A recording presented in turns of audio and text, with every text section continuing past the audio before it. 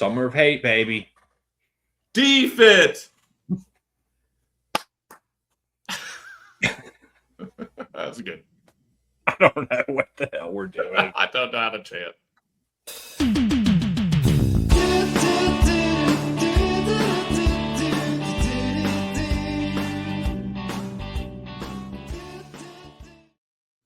Hello and welcome to another riveting edition of the Red, White, and Blues podcast. I'm Daniel. That guy down below me is Jason. How you doing, man?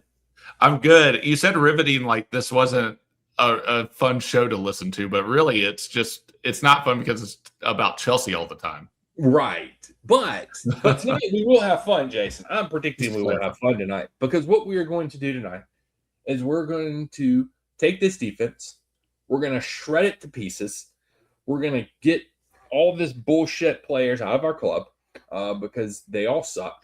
I can't. Yes. I can't rip that. Little Hulk Hogan, like just rip the shirt off. So tonight we're going to keep selling on our defenders, and it is going to be a fun, riveting episode, Jason, because I believe you and me have a lot of built-up anger toward a lot of these defenders in the squad. So without further ado, let's jump into this. And if you're new to this, we go through and we talk about all the players that we want to keep, sell on. We don't talk about all of them. So if you don't hear your favorite defender mentioned on here, or it's some young kid that we've probably never heard of, it just is what it is. But we also go through pretty quick off the top, and we just name the ones that we obviously know we're going to keep. So there's always just a handful that we're like, we're not even going to talk about these players really, because why? Because it's just eats into time that why would we talk about them? Yeah. I don't know.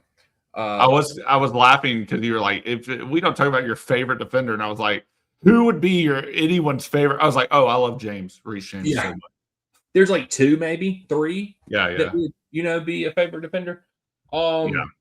So I think the ones that obviously that aren't going to go anywhere this summer, and we did introduce a new segment to this last time. If you're new or you've been listening to us for years, we are going to give our opinions, but we're also going to give you a realistic opinion about what we think is going to happen. So, because obviously I think sometimes we have a preference. Like I think Josh, obviously one of them, like there's preferences we have and that we think we should do, but do we really realistically think the club's going to do that?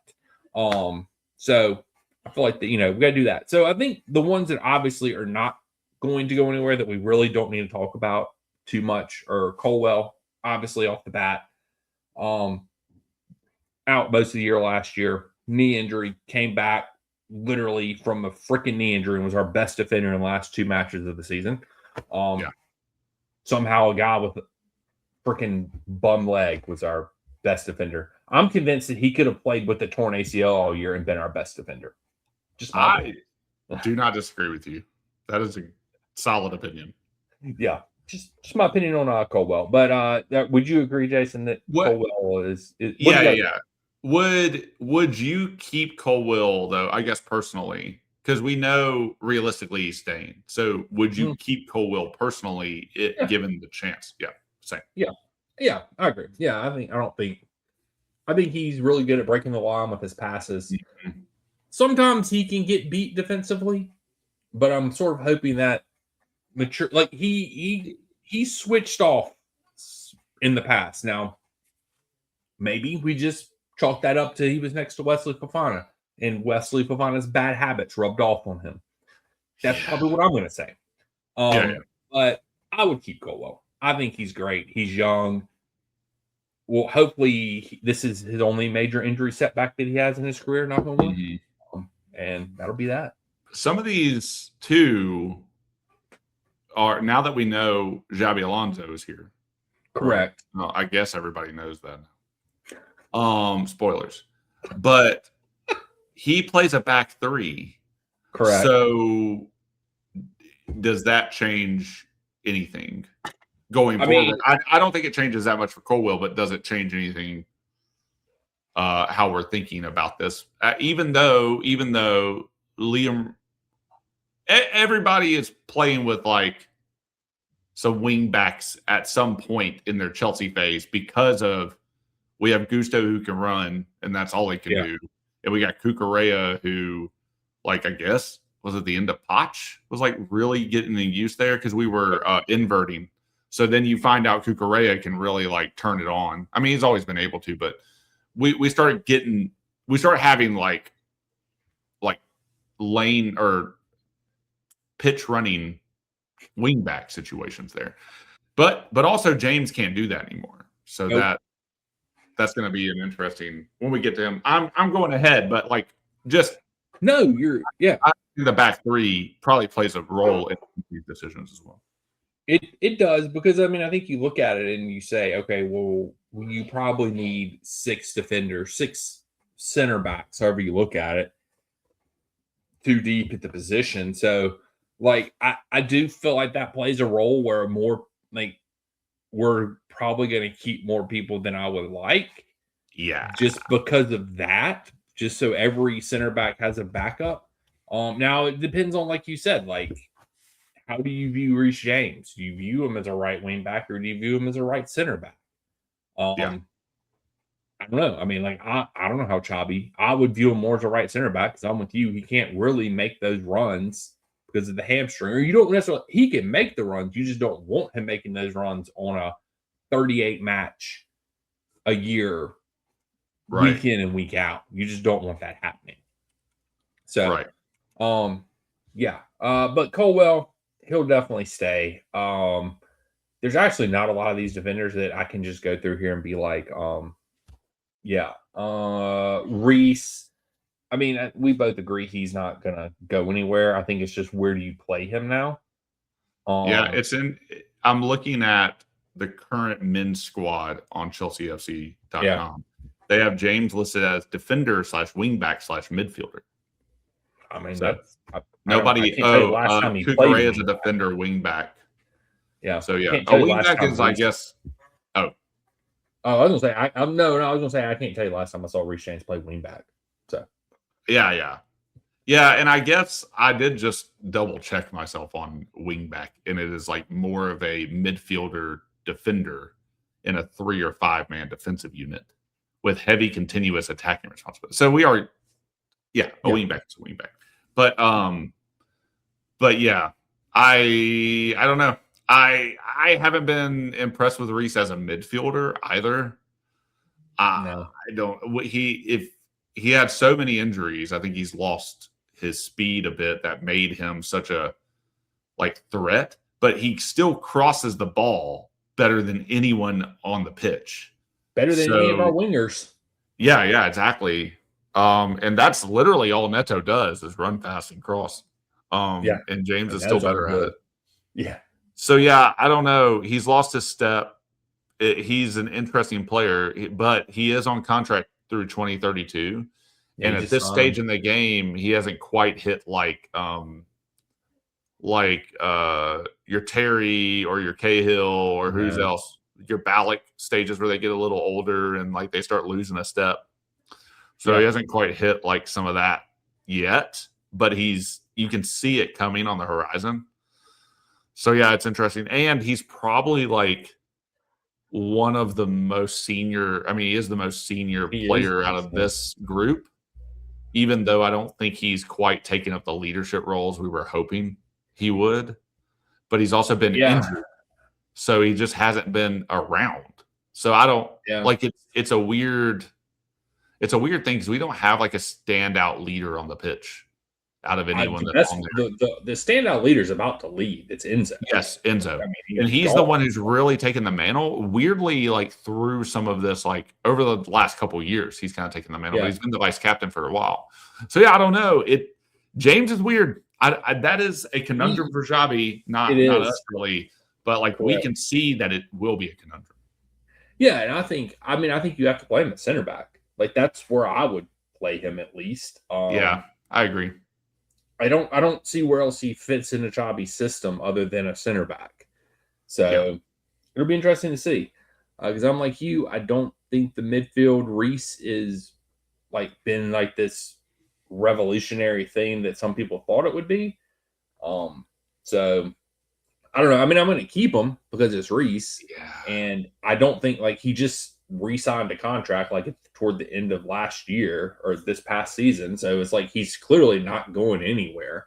Dude, he's here through Blueco. Like he's here Yeah. past Blueco, technically. Yeah. Yeah.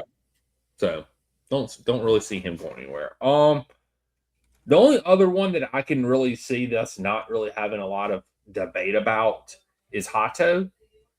Because I really do feel like he was one of our best, not one of, he was outside of like Colwell came out those last two games. Like Hato was the one staple in the back that you could sort of count on. He actually had a really good second half of the season after, for whatever reason, Maresca didn't play him in the first half of the season. A lot of us were wondering, like, Hato ever going to play? Like, blah, blah, blah. And, I mean, I thought he did really well in the second half of the season. So I thought he was one of our better defenders. So I feel like he is going to stay. He's young. Yeah. So he got better throughout the season. He did as well when he finally got those chances to play. So I mean, he's exciting in a way that like I think we don't have to. It keeps us from having to buy somebody when he's there. Yes. So. Yeah, and I would agree. And I think he got better too whenever he I do not think he is good at inverting.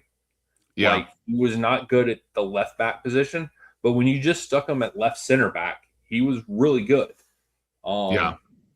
So I feel like Hato will be here. Like, I mean, honestly, if you started the first Premier League match of the season with Hato at left center back, Levi at central center back, and Reese at right center back, I wouldn't hate that. Yeah.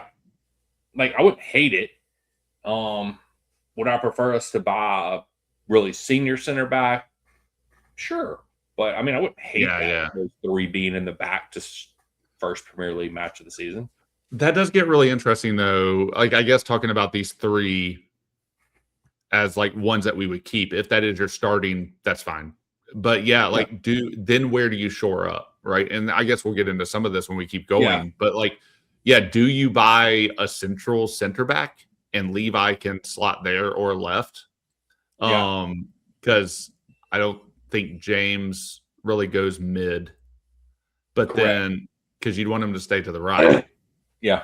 But then, it does get interesting because with those three, sure, it'd be fine. And then we just have to see how it works out. And which is where we've been perpetually for going on the fifth season now. Yeah. Which is really obnoxious, man. But like, we do have at least like a serious manager now. So I'm happy about that. And he'll be able to figure that out. But I agree. It's not bad. But then it is making me think to the future, like, where are we shoring up? Like, because the left side is the left. I don't know who are the backups right now, and then that's what we're getting into. I'm getting a little ahead, but it is making me think. Where do we put our purchasing power? Like, are you buying like another nice proven center back? Mm-hmm. And then how much money do you even have to do that? But depends on who you're selling in the midfield. Mm-hmm. Hint, hint, wink, wink. But I don't know, man. The rumors are we've set an incredible price for him, and nobody's willing to meet it. So we'll see what happens. But I think it'll come down. Yeah, we'll see. Talk about that more when we get to midfielders, I guess. Yeah, midfielders is next week, Jason. Slow your roll, man. I'm sorry. It is all like you realize how intricate it is because any one decision in our keep or sell or loan is really going to affect who we need to bring in. Yes. And it is weird because like it has felt at times that we've had a huge number of defenders, but I think the caveat to that is they all suck. So then you have to really do like a whole, because we talked about it at some of the match reviews, just like getting rid of a lot of them. And how do you start over? But then how do you start over when you're as hand tied as we are right now?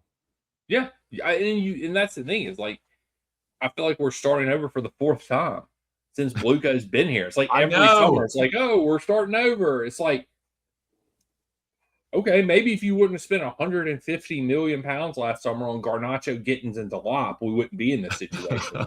That's just buying so sad. Shit players. Like, just stop buying shit players. Whatever, man. Garnacho has a super sweet back tattoo right now. And all I could think of was, man, I hope he finally scores something that makes him take his shirt off so we can see his back tattoo at the bridge. Yeah, why so serious, man? Why? I feel like that's his entire career. Is like, why so serious? Is what fan, It is amazing. I mean, I'm not against tattoos, but it is amazing like what people choose. It is a full on. I thought it was fake at first because of just. I mean, it's a close up of the Joker from The Dark Knight. Yep. So yeah, he might just be a Heath Ledger fan. He could be. I would go for a Knight's Tale or 10 Things I Hate About You, Heath Ledger. He doesn't even know who Heath Ledger is. I guarantee. I guarantee you, if you said, "Do you know who Heath Ledger is?" He'd be like, "No," and you'd be like, "Dude, you have this freaking tattoo on the back on your freaking back right now." I imagine that going, "Sweet Heath Ledger tattoo," and he's like, "Who? That's the Joker." Yeah, exactly. That was exactly how it would go. No clue who Heath Ledger is. I'm personally a Brokeback Mountain Heath Ledger guy. So, Kristen and I just watched Scary Movie 4, and they make fun of Brokeback Mountain. It is so stupid, but yeah, he's like, "Are you cold?" Just goes back in. Oh man, but I think your point about the depth and stuff like that, like getting into this, is like I think our opinion is going to be drastically different from what realistically happens in this. But I guess we will just go. Let's just get two out the way really quick. Who maybe I think these two are. I think the two. I guess you could throw three in here. There's two people I feel like that are very realistically to go on. To move on this off season, if we can find people to buy them. That's the big question in all this, because I feel like nobody wants our players because they know how shit they are, which is fair. Can't really blame them. But Badiashile and DCC, like neither one of them are good. Badiashile was good until he got hurt, and then he sucks now. DCC is just a freaking what's the word I'm looking for here? Like a momentum merchant. Like he just like he's just a hype merchant. He'll hype you up, but he sucks. I don't know. DCC is not even named in the men's squad right now because he's on is. Oh, okay. Well, DCC's on loan. Yeah, true. Wait, who? Then who am I confusing with being in the bomb squad? DCC was until January. He went to West Ham in January on loan. Wow. I should not be a part of a Chelsea podcast. Didn't even realize we loaned him out. But I'm glad he went on loan. That's got to suck to be in the bomb squad.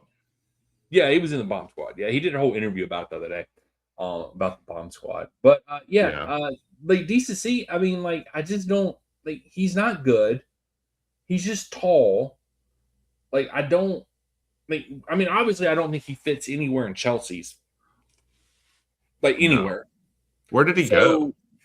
West Ham. So he went to West Ham. Let's see. He played a decent amount. He played 1,200 games. He started 14 matches for them. He had a 6.54 FOTMOB rating, apparently. So, yeah. I mean, he didn't score any goals, so that's really bad. Just kidding. For a defender. Yeah. Not great at passing. No. Not super great at possession. Not good at defending at all.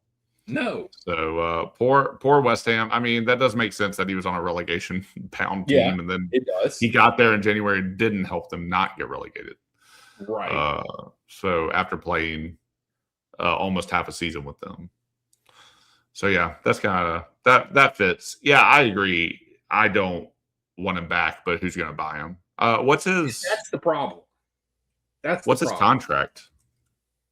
I mean, probably. Let's see. We signed him. He was the second year of Blueco, I think. I believe probably 7 years. So he's got 4 years left, 5 years left on it. Wow. I would assume. I would guess. I don't know. I don't know how much. I don't. Whatever. Yeah, I'm gonna look it up. I just don't see Like, that's the problem with DCC and Badiashile. I just, like, who is going to buy these guys? That's the problem. Like, yeah, you don't want them on the team. Like, they're not good enough for Chelsea. Like, that's clear. Everybody knows that. But who are you going to get to buy them? Right. That in of itself is a problem. And I think that's the biggest problem we're going to have this summer across every aspect of our team is who is going to buy these players. Like, because I think we do want to sell a lot of players. And Blueco has proven they will sell you and take a loss. They don't give a shit. Dewsbury Hall, like, they will sell players at a loss. They don't care. But who's going to give us anything remotely close to 30 for Garnacho? Nobody. Nobody's going to give us anywhere close to 60 for Gittins. That was just a dumbass buy. So it's like Badiashile and DCC, like what? I mean, like, what are they worth? 15, maybe 10, 15, maybe 20. If somebody's desperate for a center back, he's worth 15 right now. DCC is. Yeah, it just doesn't make any sense. Like, it doesn't. Okay, I have some good news. What's his contract? Well, actually, it's not good news. His contract expires end of this month, which means we're not going to make any money off of it. No. That's his West Ham contract. Am I in it? Yeah, right. I read the wrong line. He is on contract till 2029. So okay. So 3 years left on his He's got 3 years. He's got 2 years to be good. Again. Well, he's like, but what in a back three, Daniel. No, I'm just kidding. We can't. But he's like 27 or 28. Yeah, he's a little older. Yeah. DCC, Badiashile, I think, is still under 25. But he's 28. So DCC's not. Yeah. It's not happening for him. It's not happening. Exactly. Yeah. Who is going to pay $15 million for a 28-year-old center back that was just on a relegated West Ham team that couldn't crack the Chelsea starting lineup? Somebody will. They won't do it. Yeah, exactly. So I mean, it's like, this is the problem. I want him gone. I don't like DCC. I want him out of the club. Do I think he'll still be here next year? I think there's a strong possibility. Yeah, I mean, is he going to be a bit player? Yeah, is he going to be a bomb? Is he going to go to the bomb squad? Or is he going to get loaned out? Maybe they can find a loan for him. But then it's like, you're loaning out a 28-year-old player. When he comes back, he has 2 years left on his contract. And nobody's still going to want him. Right. So it's like. Yeah. That's a bad situation. You just got to say that one's a wash, and you lost everything. Terminate the freaking contract at this point. Yeah. It's just a wash. Let him go. Like, nobody's going to pay you for him. So, what's your opinion about DCC? Do you think he stays? Does he leave? Like, I think they'll probably loan him again. I think somebody will pick him up for a loan. I don't think he'll say it. Like, I mean, obviously he's not going to say West Ham, but right. Like, I do think that, man, when we bought him, his market value was $40 million when we bought him, and just has steadily gone down and down. Yeah. My God, we paid $30 million for him. Yeah. That's what I'm saying. We paid $30 million for him. So, like, I might have missed that when you said that over. Well, I don't think I said that. Okay. No, I didn't say that. But yeah, we paid $30 million for you. Amortize that over what would that have been, a 6-year contract. So it's like probably on the books for like $5 million a year. Yeah. Or $4 million a year, depending on what kind of contract he is. So that means we paid off probably 15. So if you sell him for 15, you break even. That's what people don't also understand. That pisses me the F off. Is like, they think if we sell DCC for $15 million, that means we have $15 million to go spend. Right. Yeah. No. You got to finish paying off his amortization. Right. We're paying for him now. We still owe money because he was one of the ones before the loophole was closed. Right. We were amortizing him over 6 years, probably. Yeah, we owe money on our books for him. Correct, and we got to pay that off. So if you've paid off the $15 million, but you still owe $15 million on him, and you sell him for 15, you don't really make any money. It's a zero on the books. Yeah, and I really only care so much about the money with regards to, is somebody going to pay for them for what we're valuing them, or is somebody going to be able to pay for them, or well, like based on like the quality, how easy will they move on? Like, because I just don't know. We all focus on the financials so much, and people are like, he costs this much, and I understand it's like a measure of like player value. If you don't feel like they've performed to the level that you think they should have performed, then like you compare that to how much your club paid for them. Correct. And then that just is been the language, or it has been the language for a really long time in modern football. But yeah, in so much as, is somebody going to actually pay for an aging DCC that doesn't really offer that much? And we spend way too much time on DCC, in my opinion. But like, I think he probably goes out on loan. I don't think they're going to find a buyer. I mean, I don't know. Like Chelsea historically, even this board has been good at getting people to buy. Like, look at Madueke, look at Havertz. Like we are very good at convincing Arsenal. I don't know if they're going to buy DCC, but like so we got to find another club to sucker. But yeah, I don't know. I lean loan. Yeah. I feel like they'll probably move fast on him. They probably won't want players in the bomb squad again. Yeah, and I mean, I think that's I don't know, man. It's just it's so infuriating, like, because it's just like some of these are just such bad buys, and you saw it when they bought the players.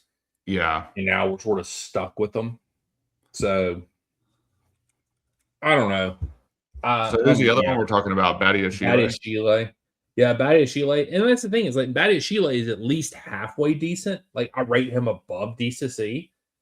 But also, like, if you like, I just don't think he is still good enough for Chelsea's squad.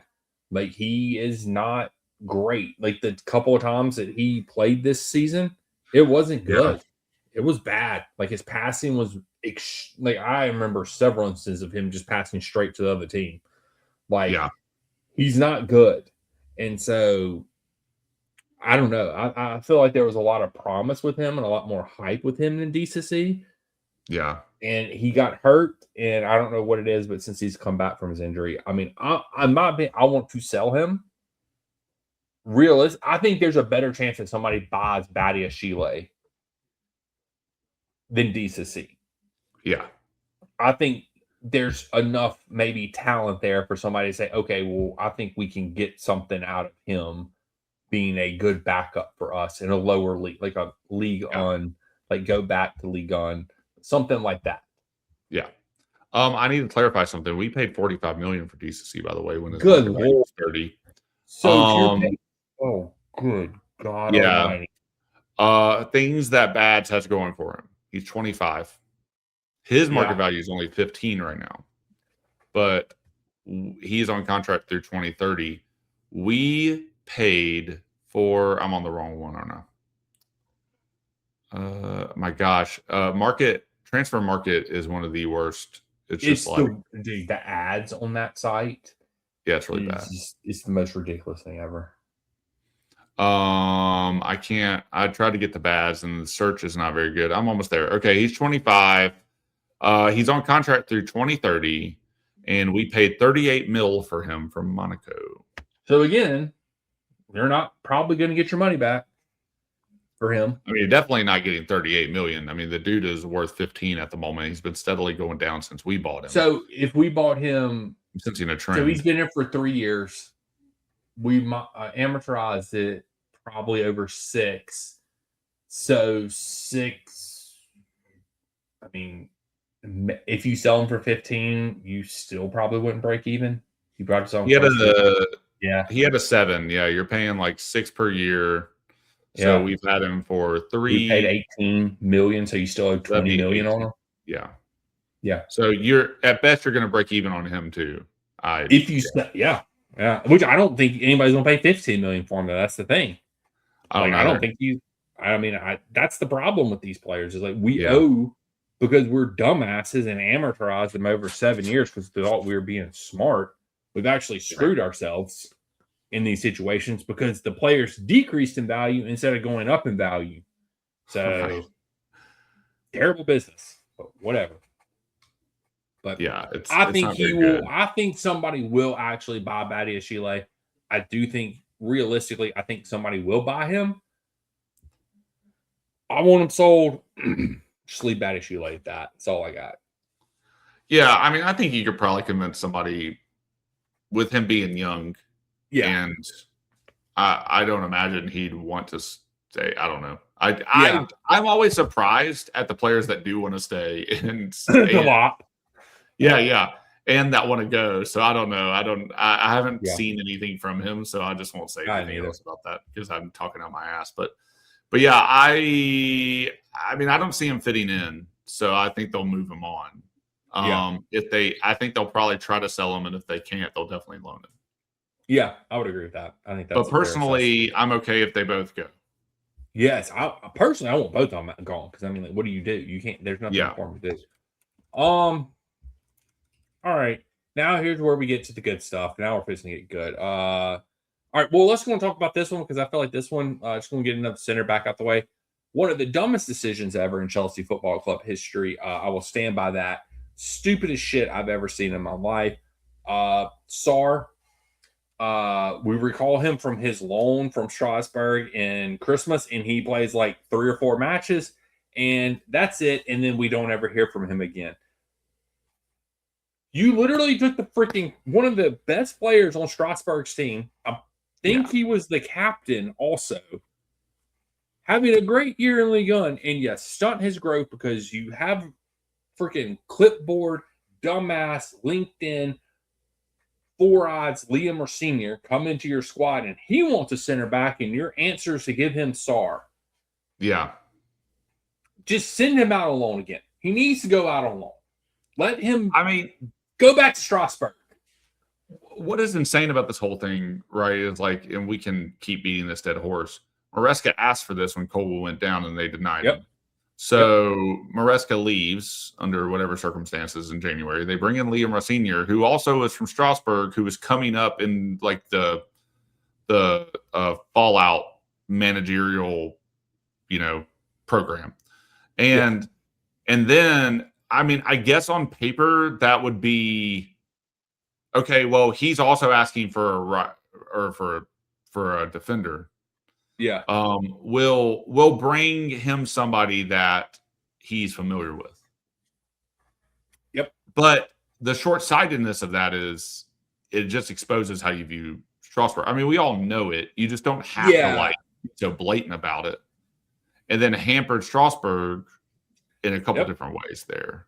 Yep. So I don't know. I feel bad for Sarr. You hampered the player too. You hampered the player. And his progression, and he was making a Strasbourg. Yeah, they've hampered. I mean, they put everybody in a bad situation there. Yes, and then the crux of the issue, the salt in the wound, is that he didn't play. So it was I mean, then you look back at it, and we're looking back at it. I mean, you could see it at the time, but it was more of a ceremonial, symbolic move. Yeah. Than anything that you are a gesture, goodwill gesture. Yeah, exactly. So you're putting a player and your other club that you own and another manager that you own really in a bad situation. And I mean, I'm not defending Liam Rosenior here. I just don't. He should never have been the manager. But who's going to say no? And then we talked about it. Could you? But anyway. So, yeah, it gets interesting. I think they'll probably loan him back out. I mean, that was the plan. Yeah. I don't see him staying. I mean, I haven't seen enough of him to make he's not very good. I don't think he should be called upon regularly in this current Chelsea squad. The dude is 20 years old. I mean, at this point. And he had a great AFCON. I think he's Senegalian, I believe. Yes. Mm-hmm. He had a great AFCON for Senegal. Pretty sure he started for them. And then he was having a great year at Strasbourg. And because our overlords view these not as people, not as players, but they're merely assets to them, Yeah. they just take them from one place, move them to another, money, blah, blah, blah, whatever, as a goodwill gesture to Liam Sr., and they give them to him, and you stunted what could have been a very progressive year in this kid's career, going from the AFCON that he had, finishing the year at Strasbourg, going into then the World Cup. Like, this kid could have been on a very high trajectory rate. Exactly. And then you can loan him to maybe a very good Premier or a bottom of the table Premier League club next year, where then he gets Premier League experience as a 21-year-old, and then he can come back as a 22, 23-year-old at Chelsea and start. But instead, for 6 of those months, he has done nothing but sit on the bench and rocked. Got no playing time, done nothing to advance his career. All because you wanted to give your little yes man, ass-kissing Liam Sr. a goodwill gesture. Right. Because you view Sarr as an asset and not a person and not a player and somebody who is trying to have a long career. So it just one more reason to hate Luka is all it is. Yeah. Apparently Chelsea bought him from Strasbourg for 14 and Strasbourg bought him from Lyon for 10. So and his market value is in the 20s. I mean, I think he has plenty of development potential. Yeah. I think we send him out. I agree. Loan back. Like, I think that's what he needs. Like, exactly. He needs a loan. Yeah, Blueco. But the Blueco screwed the poor kid. They don't. Yeah, that was a bad situation. I mean, everything. I mean, it's safe to say everything around the Liam Sr. hire was really bad. And in a lot of ways, we should be pumped that it happened because it led to Xabi. And are we going to be like, are we going to be like Rory, who I heard today say history might look kindly on the current management because I guess he believes they ultimately would be successful. There's a reason we still have the countdown up for when they have to sell the club. I'm not convinced. Xabi is a step in the right direction, but like this is it. This is do or die for us this season. Let me tell you what would have been a step in the right direction, Jason, is firing everybody and then hiring Xabi Alonso and bringing in bringing in one sporting director, one head of scouting, get rid of this Joe Shields little kinetic energy bullshit cult that he has been building within Chelsea. Get rid of all those assholes. That's what would have done well, because I don't understand how 2 sporting directors that have failed miserably, or 7 of them, 8 of them, 10 of them, however the hell many we have now. Like, it's a new one every year. That's also a problem. We don't have just one person in charge of shit. It's 20 people all giving their opinions, way too many. And then these guys, how do they still have freaking jobs? That's the problem. Right. Xabi, great. Nothing's going to change. Nothing else has changed, though. Yeah. That's true.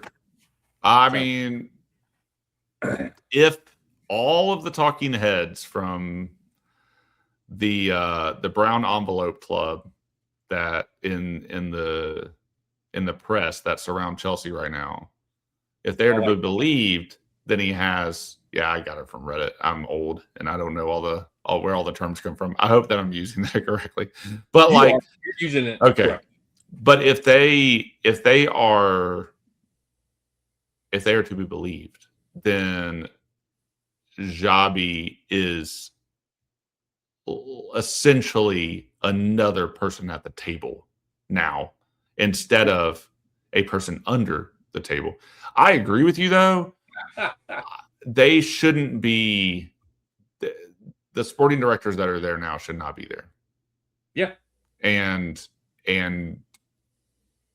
I think if we have another season like we just had this season, where we get to take the piss out of Arsenal, but at the end of the day, our club's in shambles and we finished 10th. There really need to be some heads that roll, like, because it's not going to happen this year. So buy, sell, keep the sporting directors. I mean, I think personally we'd like to for them to F off and we never have to hear about them again. But yeah, I think Chelsea's going to keep them as well. Yeah, for sure. So Sarr, we both agree that he needs a loan. Uncle Tosin. Here is where I feel like Chelsea has an opportunity to do something very smart. I know he's Palmer's best friend. I know he is a quote-unquote leader in the locker room. But guess what? If we sell Tosin, it's pure freaking profit. Sell him. Yes. Get some money. Do I think that'll happen? Nope. I think Tosin will still be here next year as a backup. Really?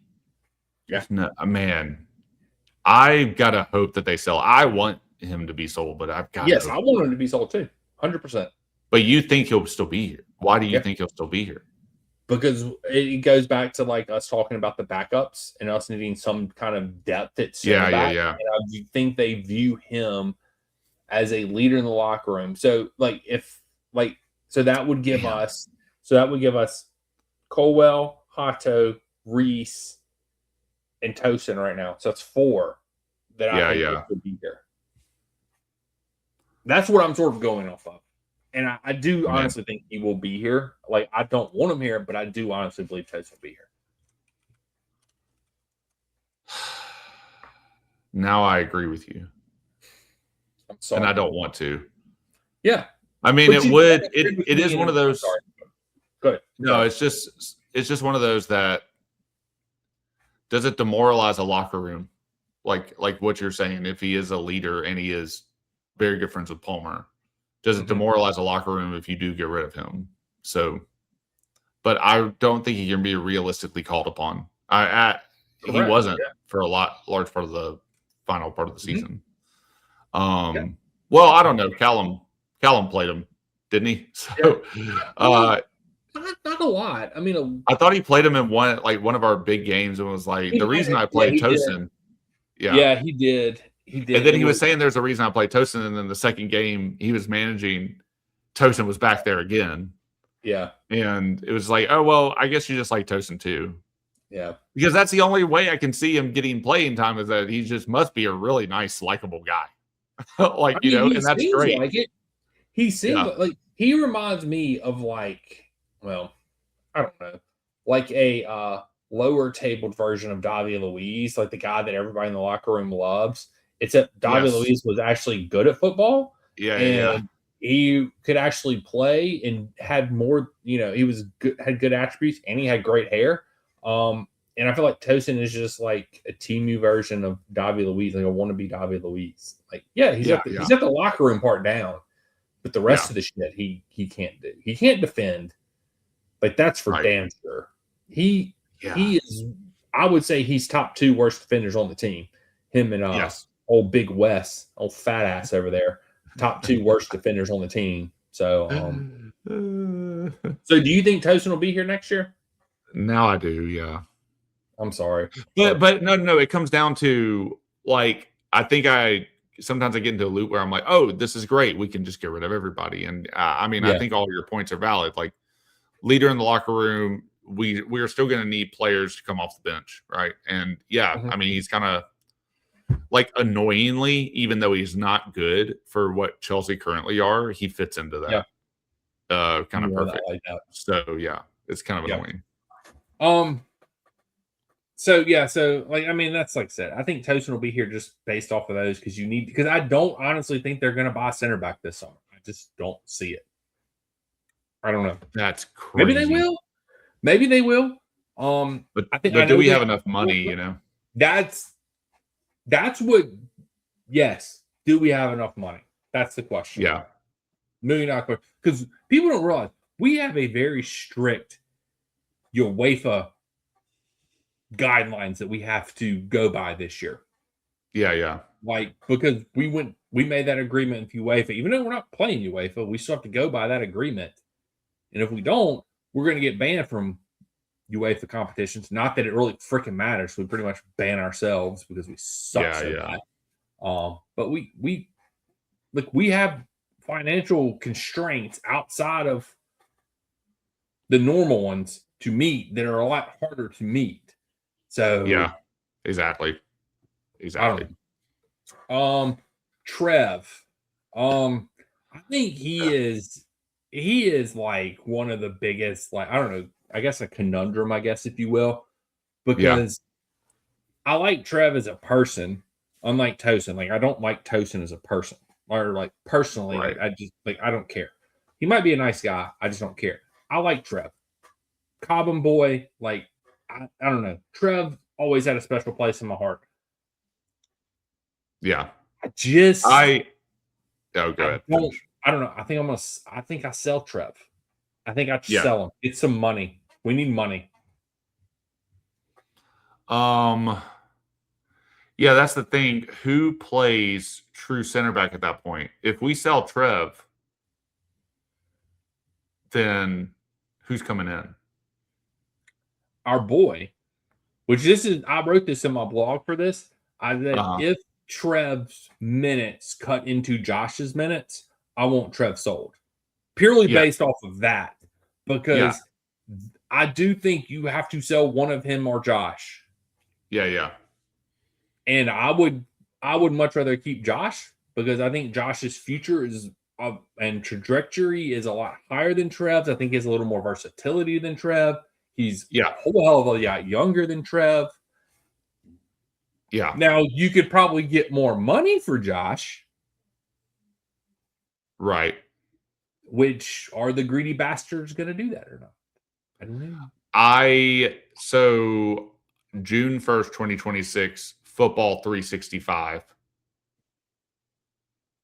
Josh is supposedly untouchable. Supposedly, but like they also said that every manager that has been here last season also said Josh was one of the best talented center backs that we had. And they don't freaking play him. And exactly. So there's bullshit. That's all I'm saying. It's a bunch of bullshit. And I mean, I guess we'll just combine Trev and Josh, because I think they go sort of hand in hand. I love Josh. I think Josh has a ton of upside. I think it would be one of the dumbest thing that Chelsea have ever done is to sell Josh. However, I could see these greedy bastards selling him, because he is going to make you a lot more money than a Trevor Chalobah will in a pure profit sense. So and it's like one of those things. Like, I see the bullshit from the season, like you just said. They tell us he's one of the best, but how many minutes does he play every match? 5 minutes. He comes in at the end of every sinking match and plays 5 to 10 minutes a match. Yeah. That's it. And there's nobody that will convince me that he was any worse than any of the other freaking center backs that we had on that team. You just can't convince me. You can't convince me that it would not have been.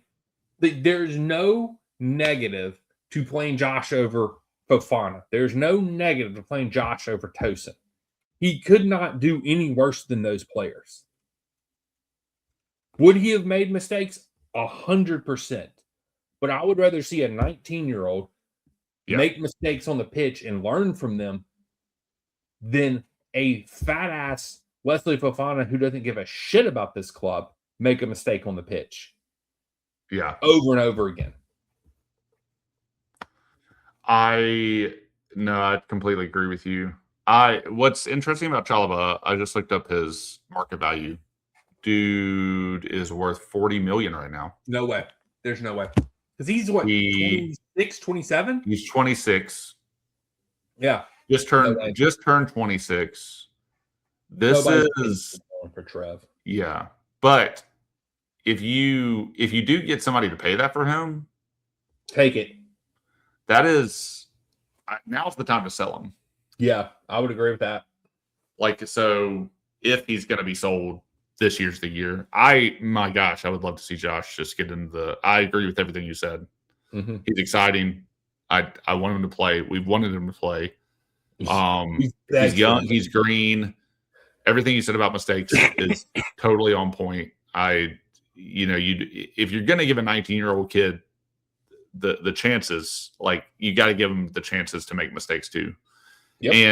And if you are able, like if Colwell's back, like Colwell can help him because Colwell, even though he's young, I mean, he was really growing in stature there by the end of the Club World Cup.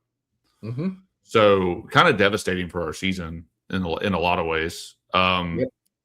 So yeah, man, I would love to see Josh, and then I think I'd love to see Josh stay, which by all intents and purposes, he's untouchable. And then it does make sense to sell Chalobah this year. So I'm gonna go with that, and I would say that from my heart too. Like I'm gonna say they try to bank on Chalobah, which I'm not anti-Chalobah. Mm-hmm. If you have to, I guess if you're not selling Chalobah this year, you still probably have a chance to sell him next year as well. Probably for not as much.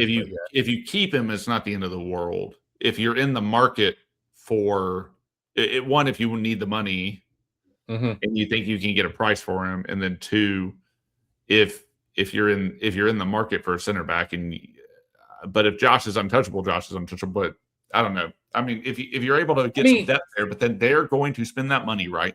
Like they're going to spend that money on some 20-year-old, like kid that's not a Josh, right? That is going to be cheap. That they're going to say is potential, and they're going to give him a 7-year contract, and it's going to be freaking what it is, like it always is. So I don't know. They say they're focusing on experience. They don't have money to focus on experience. They say they want this, but they know they can make profit doing this. Mm-hmm. Like this is why this game in particular this year is not nearly as fun because now we're 4 years into we know their strategy now, and like this is a project. This is like supposedly a good project, but I'll say it's a mature project, even if it is like still shit. Yeah. And there's still a lot of work to do. But like we're 4 years into this thing. At some point, like the patterns have emerged. So I don't know. But they're going to change this summer, Jason. They're going to change. Self-reflected, all that shit. Mm-hmm. Yeah. Mm-hmm. Yeah, I don't know, man. I would love to see Josh. If he, like, you think he gets sent more central instead of right center? I don't know. I mean, if you consider here's the thing is like, who do you, but that's the way you have to look at this is like, who do you consider your right center back? Like, I mean, if you consider fat ass doesn't give a shit, slow on too much wages, Fofana as your right center back, then I think you probably see Josh. Like, here's the thing: maybe you send Josh out on loan to a lower level Premier League club, and you keep Chalobah for another year as a backup, and then you sell Chalobah the next year and bring Josh in to replace Trev. I don't know. My opinion, or what I want is I want Josh to say, Trev to be sold, Josh to get substantial minutes this year. Do I think that's going to happen? Absolutely not. I don't know what the hell is going to happen. I think Trev will probably be sold and they'll keep Josh. Yeah. And then Josh will probably do about the same thing he did this year that he did last year. Yeah. And then Josh will demand a transfer next summer. That's my opinion. That's where I'm going. Yeah. And then I'm going to cry on the podcast. Man, yeah. I mean, and the reason he's untouchable now, right? Like, to your point, is because they know they can probably get his value up to just a second later. So just delay it a year. You're selling Trev for pure profit this year. You sell Josh for pure profit next year. Yeah. I'm just condensing everything you said, but I agree with you. Yeah. 2 defenders left. Cucurella, who I think by all intents and purposes is gone. I mean, if you believe the transfer rumors that his team is looking, Atletico Madrid, Real Madrid, Barca, all looking at him, I think it's sort of the writings on the wall that he wants to leave, which sort of sucks because I do think he would have been very good in Chabi's system as a left wing back. Chabi said it. I think he said he's wanting to keep him. Yeah, Chabi wants to keep him. Yes, Yeah. I've read that. Yeah, I think that's true. Like Chabi wants to keep him because I think he would be a hell of a player in Chabi's system.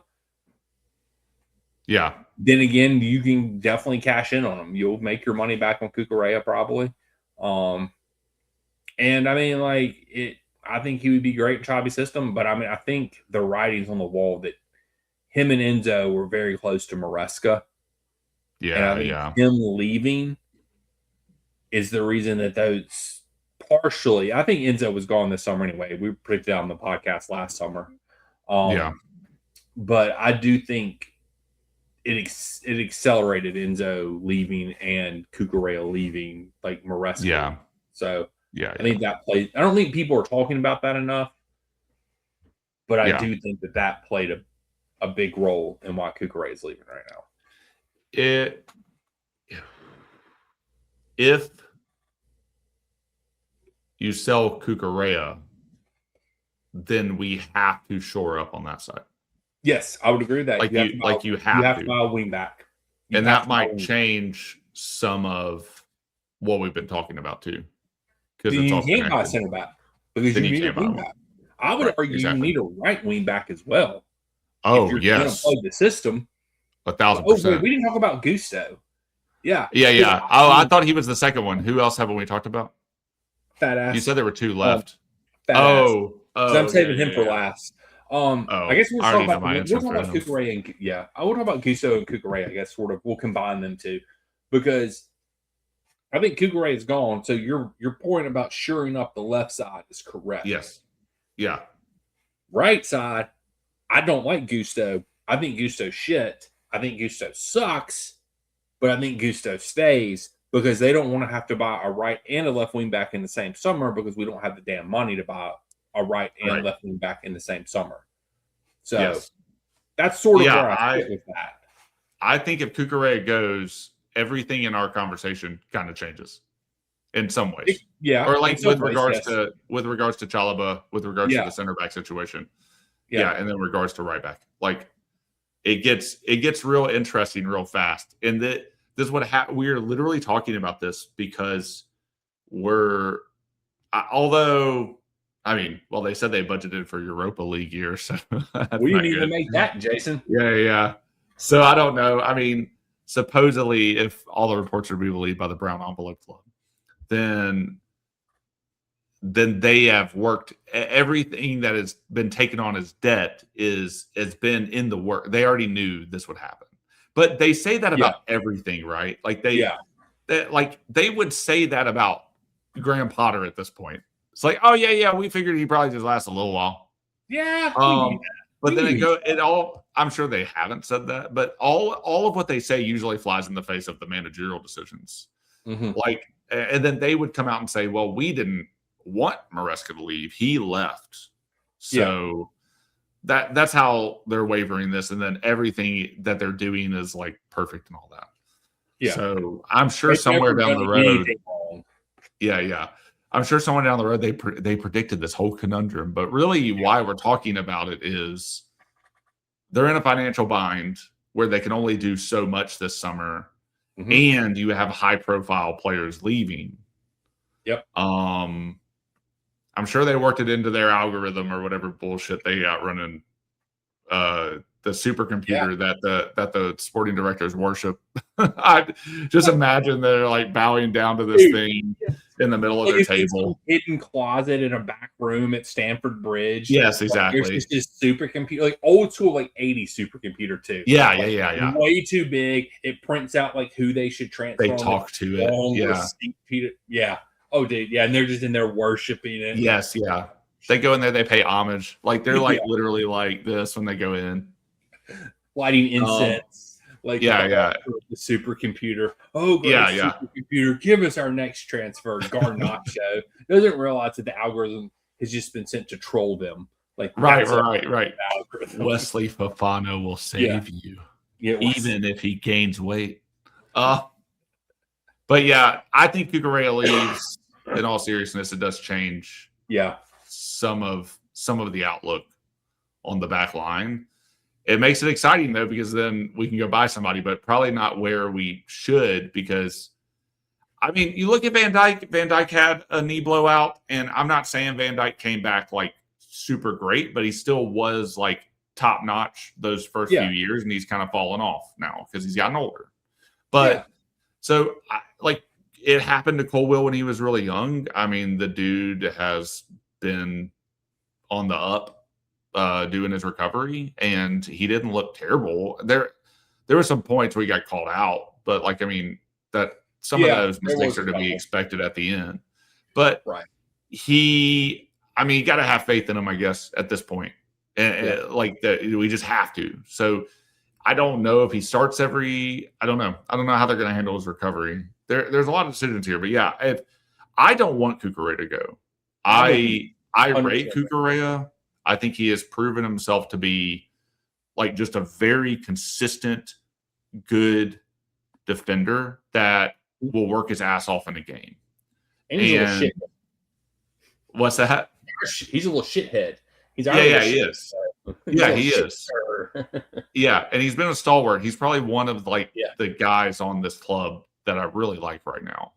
And not just because I used to have similar hair to him, but believe it or not, the long hair, don't very similar. Yeah. So Cucurella is like my hair brother. But it's going to be a little bit, it's going to throw some wrenches in if we sell him. I want to keep him, but if he wants out, I think you could command a decent price for him. Yep. And it's like you've iterated several times that I'm just going to repeat because I'm a parrot, but the Blueco likes the money. They all about that money. They need the money. They need that money. Yeah, they need the money, and apparently they're still letting one of the shirt sponsor deals fall through. So, hey, I mean, just 4 years. That's what it is. Going on 4 years, but the Abramovich administration was terrible at running the club, and it is infuriating. Yeah. That is the most. All of the Blueco people, I'm not going to have a go at them. All the people though that were telling us after the Club World Cup that we were just waiting for this moment, and the Champions League went down to the last day. It still could have went. It was more than likely going our way, but it still could have went bad. And they were all telling us, oh, now they're going to get in front of the shirt sponsor. Still didn't get a damn front of the shirt sponsor. I still read on Reddit the other day somebody defending us not having a front of the shirt sponsor for half a season and saying it was still a good thing that we were getting all these short-term deals for like $10 million, for $15 million for like just half a season. Better than if we were to sign like a deal for $40 million. That's the problem. They're greedy. That's Iqbali's alt. That's his alt account. They're greedy. He's going to slip up, forget to log out one day. We're going to find out it was really him. But I mean, they want 60 to 65 million. If you can't get that after winning the Club World Cup and going into the Champions League, clearly you have an over-evaluation. Yes. And you need to reduce your price some. And it's better to have a front of the shirt sponsor for $40 million for a season or $45 million for a season than have one for half a season that's $10 million. Part of the self-reflection this year is that they will take one for lower than they value. I predict we'll have a front of the shirt sponsor this season. I don't know, man. I still don't think they are going to do it. I don't think we will. It is insane. They're in a bind. So that's why I don't know what the hell they're doing. Well, they fired the guy that was trying to get the front of the shirt sponsor because he couldn't do it. That's like the third one they fired, whatever it is at this point in time. So we both think they're going to sell Cucurella, even though we don't want them to sell Cucurella. A large part because Cucurella wants out. Yes. 100% agree with that. Yes. And then I think we both agree that Gusto, we hate Gusto. We want Gusto to be sold. Yeah. And then he will be here though next year. Yes. He'll be here. Yeah, I agree. Yeah. I agree. They have no, I don't know. Let me look up Gusto real fast.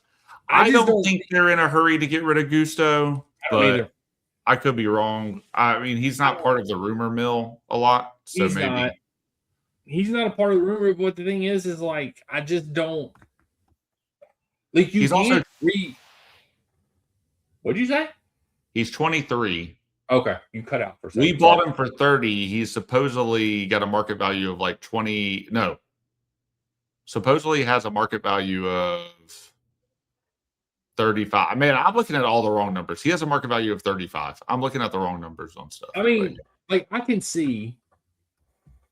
Like I just don't think they're going to do it because you can't upgrade every position every exactly. Year. And so, like, we're already going to do the left side. I don't think we'll have the money to do the right side because we're already got to go buy a midfielder, right? And they need entirely new attack outside of João Pedro and Cole Palmer, because we don't know. Well, Esteval got miraculously healed, so he's back apparently.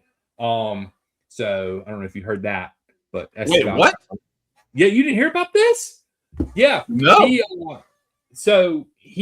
They told him Chelsea was telling him he needed surgery. He had like a grade 4 sprain, like he ruptured 80% of his hammy, and then he went to a doctor in Brazil, and they did a scan, and they're like, "There's nothing wrong with your hamstring." And he told this while he was preaching, apparently in Brazil. So he was miraculously healed? Yeah, he was miraculously healed. He is our savior. He is our savior. I know. But I feel bad because he's not playing World Cup. I know. It does suck. Is there a way in? Can he still get in? Is it too late? If they had injuries. I don't know if he was named to the provisional squad. I don't know. If they had some injuries, they could call him in. But the World Cup starts next week, so I don't know. Wow. But he got miraculously healed. So Esteval's back apparently. We got Quinde coming, which I will say this now. To be fair, Quinde did play left wing back under Amarin at Sporting. Yeah. So he could slide into the left wing back position, which I wouldn't hate if Cucurella left. That's kind of interesting. It is. It is very interesting. So I would not hate that.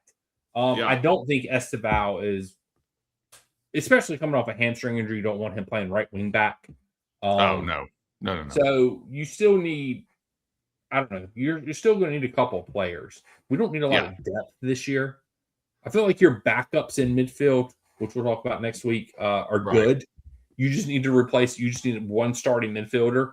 I'd prefer a starting left-sided person just because Gittins and Garnacho are shit. Yes. But then like you said, like, you're going to buy a left wing back, obviously, because you can't trust Quinde. I mean, obviously. Well, but yeah. And then looking down the road, like if Enzo's leaving, right, then you're also shoring up some of that as well. Correct. Even though you've got to buy a starter. Yeah. That's it. Like you got to buy somebody to put next to Caicedo. Yeah, exactly. So I mean, I like Santos and I like Lavia. When Lavia's playing, but we have a Sugo apparently. But anyway, that's midfielder talk. Yeah, that's next week. So the last person that we have to talk about is Fat Ass. Yeah, I don't give a shit about this club. I jog when I should run. I can't, like, there is no player. There's a whole new category that I'm inventing for Fofana, and it's the get the F out of my club category. Like, that's how much I hate this guy. Like, there's not a player on this team that I hate more than Wesley Fofana. Everybody else I can at least tolerate. At least Garnacho provides me with some fun moments. He makes me chuckle every now and then. Gittins has at least somewhat of potential. Everybody else, we haven't seen that much. He a lot of entertainment on this podcast. Right. We've had a lot of fun with Lavia. Is he real? Is he not real? Like, but there's never been anything good that Wesley Fofana has ever brought. You like all of these players not for their playing ability, just for the banter. Correct. That is correct, Jason. Yes. So that's what I'm saying. But there's nothing outside of Wesley Fofana that makes me like him. The dude is a shitty driver. He probably is going to wind up killing somebody one day because he can't freaking drive. So off the field, I don't have any reason to like him. He's a shithead there too. He's a shitty football player. He's just shit. Like, I've never not liked a Chelsea player this much. I cannot stress that. And I cannot stress how much I think he will still be here next year. Yeah. Because nobody's going to pay those wages. Yeah, it's insane. We paid 80 mil for him. And he gets 200 a week. He gets 200 a week until 2029. Yep. Nobody's coming for him. He doesn't want to leave, of course. Nope. He's in a Sterling situation. 100%. Except they actually play him because they still think he's good for some reason. Right. I think, though, they will 100% keep him because he's been a flop, and they can't afford not to. Nobody wants him. Who's going to pay you $20 million for Wesley Fofana? I would say Badiashile has more value than freaking Wesley Fofana. He does. Wesley Fofana's market value currently is estimated at $28 million. I think that is overestimating by about $20 million. Here's a fun stat for you. He's missed 126 matches through injury across his 4 years at the club. And this season, that's insane. Yeah. This was his most healthy season. Like, let's not get that wrong. I believe this was the healthiest he's been since he's been here, was this season. He missed a few games in the first half of the season. Pretty much for the second half of the season, he was fairly healthy for the most part. Yeah. And he was complete garbage. Yeah, he's not very good. I mean, Hato's starting before him by the end of the season. As well, he should, because Hato actually gives a shit. Do you think Xabi gets anything out of him? That's the caveat. That is the caveat. I would agree. I don't know if anybody can get anything out of him. Because I don't honestly think he gives a shit. Just judging by his attitude on the pitch, I think he is exactly like you said. He is in a Sterling situation where he is making so much on the books. He's making so much money. He honestly just does not give a shit. And I think his off the field, at least Sterling was a decent human being off the pitch until 2 weeks ago, where he decided he wanted to drive under the influence, whatever. Until that happened, he was at least a decent person off the pitch. Sterling has historically been well liked off the field. Yeah. Correct. Fofana, on the other hand, is pretty much like, what are we up to, like 20 points on your driver's license now? Like, clearly just don't give a shit off the pitch. So why would you give a shit on the pitch? Yeah. Like, he's just here to make his money. Like, it's clearly obvious. He doesn't hustle. He doesn't even try half the time on the pitch. Right. He blames everybody else for his problems. Or whenever he screws up. He is the first person to point a finger at Sanchez, at Chalobah, at Tosin, at whoever else. There's nobody that is quicker to blame somebody else whenever you're the guy that gets sprinted by and lets the defender or the attacker just run right by you and score a damn goal. You're over there blaming other people for it. Like, I've never not liked somebody as much as I do not like Wesley Fofana at this club. Any hope he would get loaned out at all? He's too old. What is he, like 27, 28, I think? He's 25, actually. He's only 25? Yeah. That dude does drugs because he does not look 25. He better not. He's going to get banned like Mudryk. I hope so. One can only hope. When do we get to hear about Mudryk? We'll talk about that over the summer. And I do not rate Wesley Fofana at all. I think he's been one of the worst buys that Chelsea have made. His injury record alone was bad. I would like to give kudos to Daniel, who said this as much when I'm pretty sure we bought him and I was potting in my closet. Just right there. I forgot about the pod. And I remember you saying that. And when we first bought him, you were worried about his injuries, and that's come to fruition. Like, missing that many matches is insane over 4 years. This has been the first year that he's actually had a consistent role in the team. Mm-hmm. And yes, like you said, he was absolute garbage. And the reasons we don't like him are his attitude and his laziness, and he lets in a lot of goals. He does. PSG, Newcastle, Everton. Oh God, that PSG. Just list them out. So just list them out. Yeah, he's not good. He's doesn't have a good attitude, and safe to say we don't rate him here. So I would love for him to leave. The circumstances under which he could leave are few and far between. I think if Alonso doesn't like him, maybe they'll do a loan, but I think that's the only option. But I think he stays. I mean, honestly, it's one of those things where I think this might be one of those things where, you said, earlier, Alonso's just another voice in the room of decision making. So it's not that he has sole decision making power. He's just a voice in that room. Right. And the other voices in that room could be like, nope, you're keeping Fofana because we can't sell them and make a profit off of them. Nobody wants them. So you're just going to have to deal with it. And managers have to deal with that kind of stuff, I imagine. Yeah. But at the end of the day, this is it still will be dictated to him. Right. Are they going to dictate? Now, this is what Maresca was saying. Are they going to dictate how and when to play him? That's the thing. If he is still just another voice in the room, does he get a say in who he puts on the bench and who he calls up? Correct. To play in the game, and who gets minutes and who doesn't, and who gets rotated and who doesn't. That's where we're really seeing the meddling in ways that wasn't helpful. If Alonso does at least get some say in that, I'll have a little more hope for this current regime.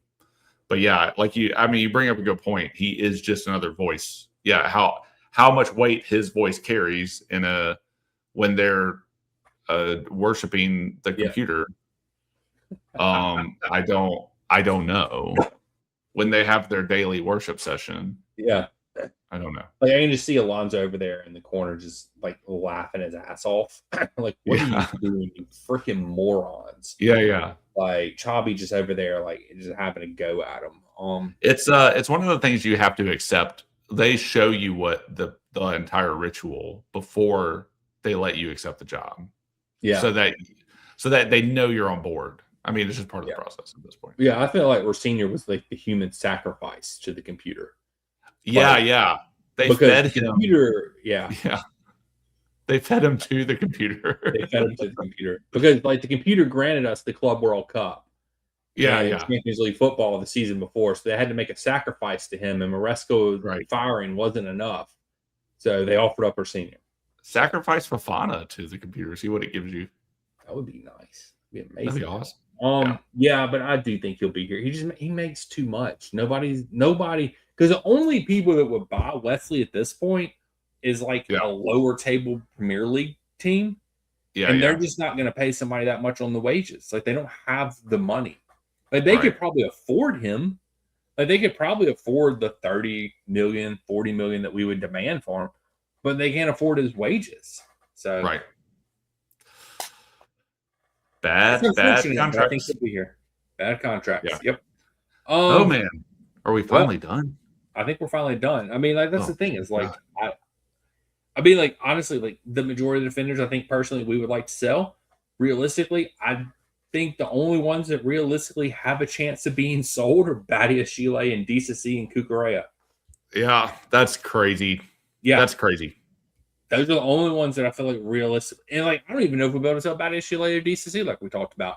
Cucurella is, I think, the only definitive one right now that looks like they're gone this summer. And that's just because I think more so, like you said earlier, he wants to leave. Right. We might be stuck with the rest of these assholes next year, Jason. That's insanity. Yep. But you play Hato more, you play Josh more. Maybe we get a little bit better because of it. But that's all you can hope for. That's all you can hope for. Anything else you want to add about the defenders, Jason, other than they're just pure shit? No. I really, the only thing I'll say is I was hoping to come into these episodes getting a little excited about the season, and unless Chelsea just goes in a 180 from what we think they're going to do in the transfer market, then that's a big if, of course, based on everything we just said about money and contracts and all blah blah blah blah. But I was hoping to like could we have a Man U season where, because we don't have that many obligations, can we see out the league in a way that sets us up for next year? Yeah. And I hate being in this perpetual thing, but like, we do have a new manager. Are we going to give this manager the time? I think we all believe in Alonso way more than we believe in any other manager. So are we going to give this manager the time to like build up the squad that he has and work with the players that he has? And then next year, because I'm not like, we don't even have to play the game of like, oh, well, when do you think Maresca's getting fired? When do you think Poch is getting fired? Like, I don't even think we have to play that game this year, because I think we could. I think we're all united in like Alonso will just automatically get some time. And I don't even think it matters what he does this next season. So, you don't think so? I don't think so. Okay. I think he is like one of their premier signings. I think it's a real coup that they got him. I don't think they're going to let him go easily unless they meddle with him and he just wants to, and then all of a sudden he's openly flirting with book deals in Man City. I don't know. Maybe that will happen.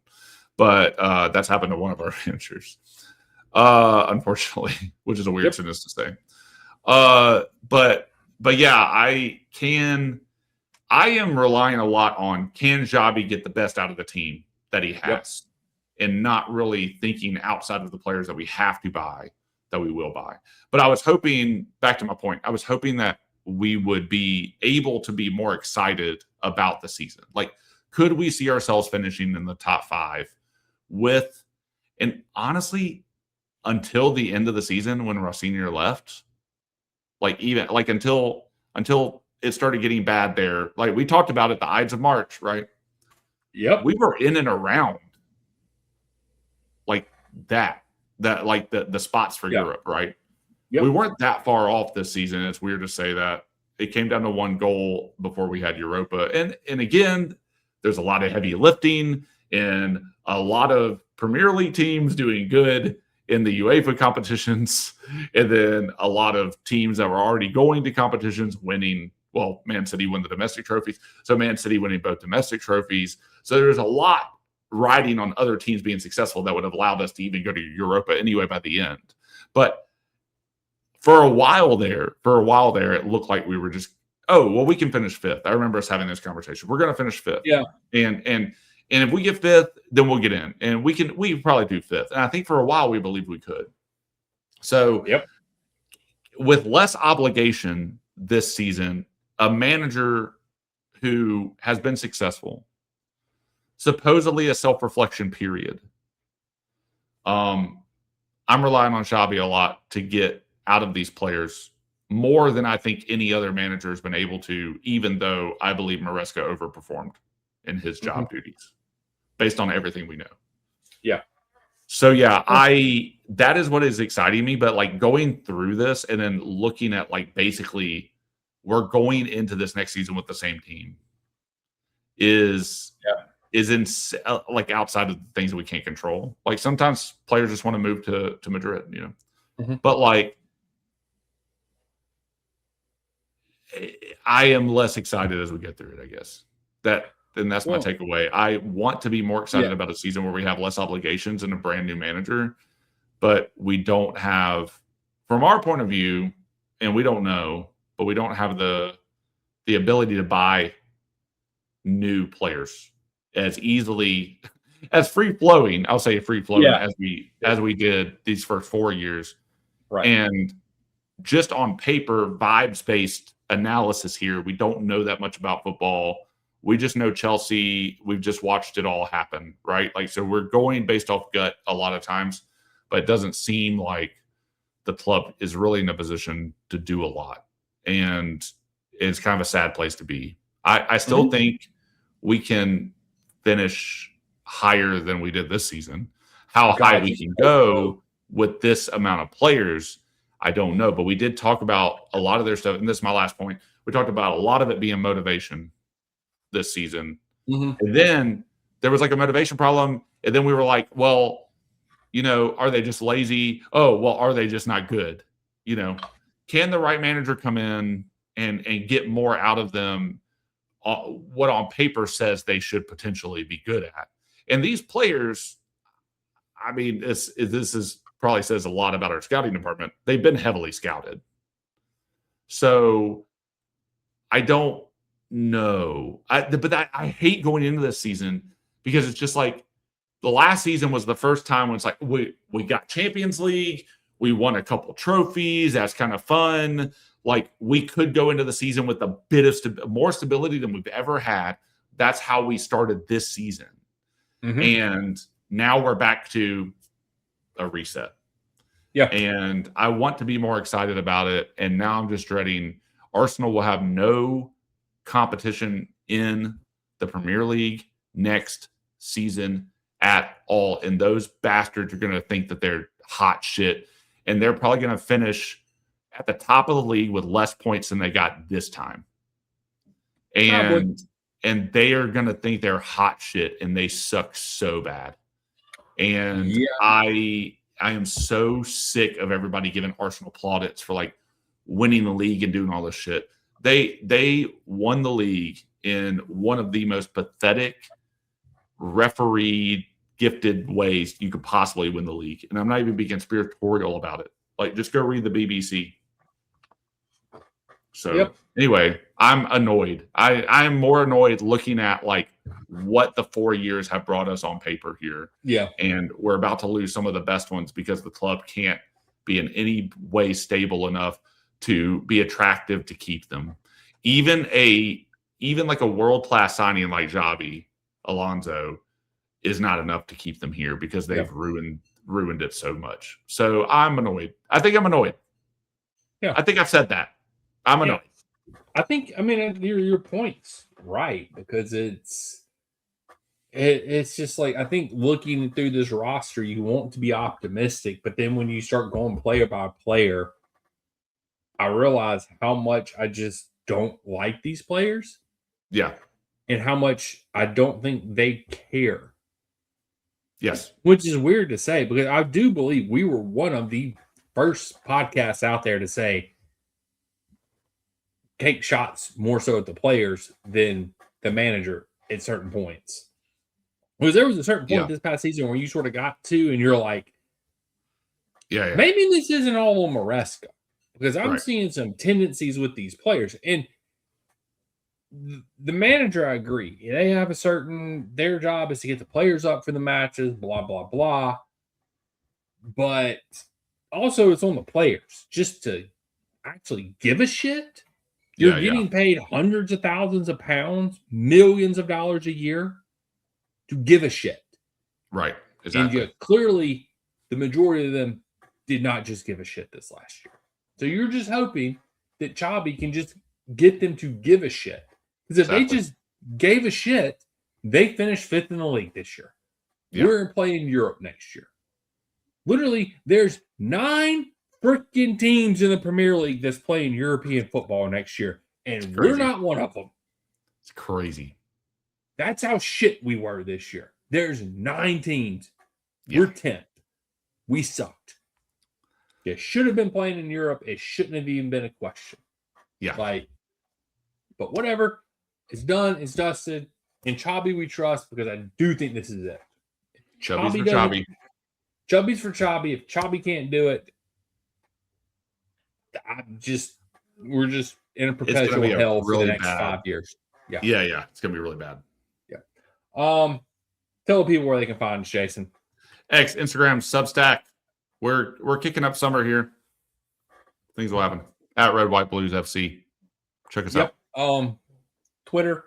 Oh wait, you said that right. Shit. We're on YouTube. No. X. Yeah, you said X. I was like, I didn't say Twitter. Yeah, you said X. I'm sorry. I call it Twitter. You call it X. Yeah. Tomatoes, whatever.